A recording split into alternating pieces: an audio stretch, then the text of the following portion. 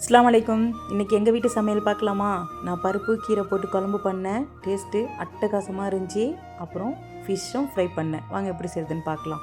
ஒரு கடாயில் எண்ணெய் ஊற்றி கொஞ்சம் ஜீரகம் கருவேப்பிலை பொரிஞ்சதும் கொஞ்சம் பூண்டு சின்ன சின்னதாக கட் பண்ணி சேர்த்துக்கலாம். பூண்டு கொஞ்சம் கூடவாகவே சேருங்க, டேஸ்ட்டு சூப்பராக இருக்கும். பொடி வெங்காயம் சேர்க்குறேன். அதையும் சேர்த்து கொஞ்சம் பொரிஞ்சதும் தக்காளியை சேர்க்கலாம்.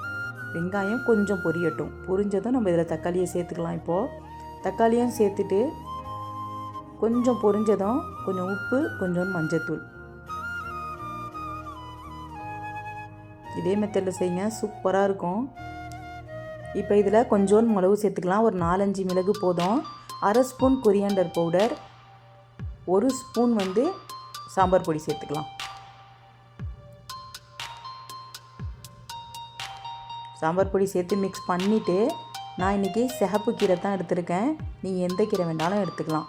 ஒரு பிஞ்ச் கொஞ்சோன்னு பெருங்காயத்தூள் சேர்த்துங்க. இப்போ கீரை இதில் சேர்த்துட்டு கீரையை நல்லா பொடிசாக கட் பண்ணிவிட்டு சேருங்க. சேர்த்து ஒரு 1/2 டம்ளர் தண்ணி ஊற்றி கொஞ்சம் கீரை இதிலேயே வேகட்டும். இதே மெத்தடில் செய்யுங்க, சூப்பராக இருக்கும். பசங்களுக்கு ஸ்கூலுக்கும் நீங்கள் தாராளமாக செஞ்சு கொடுக்கலாம். ரைஸில் ஊற்றி நல்லா மிக்ஸ் பண்ணி விட்டு அனுப்பிட்டிங்கன்னா சூப்பராக சாப்பிட்ருவாங்க. இங்கே சைடில் ரைஸும் ரெடி ஆகிட்டு இருக்குது. இந்த கீரையும் நல்லா வெந்துருச்சு. இப்போ இதில் நான் பருப்பு போடுறேன். நான் கொஞ்சம் உடச்ச பச்சை பயிரும் துவரம்பருப்பும் வேக வச்சு இது மாதிரி தண்ணியாக கொஞ்சம் சேருங்க. அதையும் சேர்த்து கொஞ்சம் நல்லா ஒரு 5 நிமிஷம் மூடி வச்சு நல்லா கொதிக்கட்டும். இப்போ இதில் தேங்காய் பால், கட்டி தேங்காய் பால் சேர்க்கலாம். ஒரு 1/4 டம்ளர் கட்டியான தேங்காய் பால் நான் இதில் சேர்க்குறேன். சேர்த்து மிக்ஸ் பண்ணிவிட்டு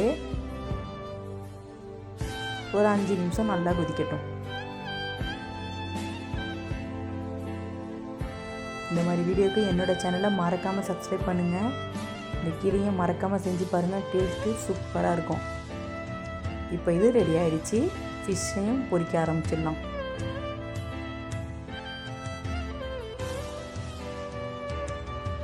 ஃபிஷ்ஷை நீங்கள் வாங்கிட்டு வந்ததோட இந்த மாதிரி மசாலா கொடுத்து பெரட்டி ஒரு நாளைக்கு முடிய வச்சுட்டிங்கன்னா சூப்பராக இருக்கும் டேஸ்ட்டு. அந்த மசாலா எல்லாமே அந்த மீனில் இறங்கி சாப்பிட்றதுக்கே செம்ம டேஸ்ட்டாக இருக்கும். அப்போ மீன் பொரிஞ்சிருச்சு, அதை பரட்டி போட்டுடலாம்.